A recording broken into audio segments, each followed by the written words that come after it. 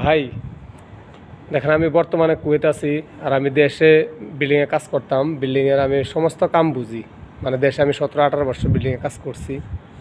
দেখেন এই দেশে কুয়েতিরা দেখেন 8 ইঞ্চি পিলার, এটা 4 তলা। দেখেন সালার আমার মাথায় ধরে না এই বিল্ডিংটা কেমনে টিকা থাকে। এই দেখেন ফাঁসে 8 ইঞ্চি আর দিকে দেখেন, দিকে ধরেন প্রায় প্রায় 1 মিটার, 3.5 ফুট। দেখছেন? আর আমরা ইন্ডিয়া এরকম ফিলার করলে এটি সেন্টারিং খুলতে সময় ফিলার কাটতে ফিরে ভেঙে যাবো।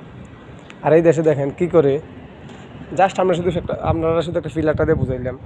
এই যে ফিলারটা না, এই ফ্লোরের থেকে এক এক 1 মিটার উপরে, মনে করেন 1 মিটার উপরে সমস্ত ফিলার কাইটা ফেলাই দিব। কাইটা ফেলাই দিয়া আবার আলাদা খাঁচা একটা বানাইব, বানাই এটার ভিতরে ঢুকাইয়া নিচের হোটেলে গুনা দিয়ে বান্ধা দিব, বান্ধা সার ঢালাই দিয়ে লাগবে। আবার এই যে ফিলারটা খাঁচাটা ঢুকাইছে এটা মনে করেন ছাদের উপর আবার 1 মিটার এমনি বেস্তি আছে। আবার এটা লোকে 1 মিটার জোড়া দিব, 1 মিটার রটা লোকে জোড়া দিব, আবার জোড়া দিয়ে ডালবো। আর এই দেখেন এই দেশের বিল্ডিংয়ের সিস্টেম। এই যে দেখেন ভীম, এই যে দেখেন ভীম কেমন হোল রেখে কত বড় বড়, এটি দিয়ে এসিলেন যাইব।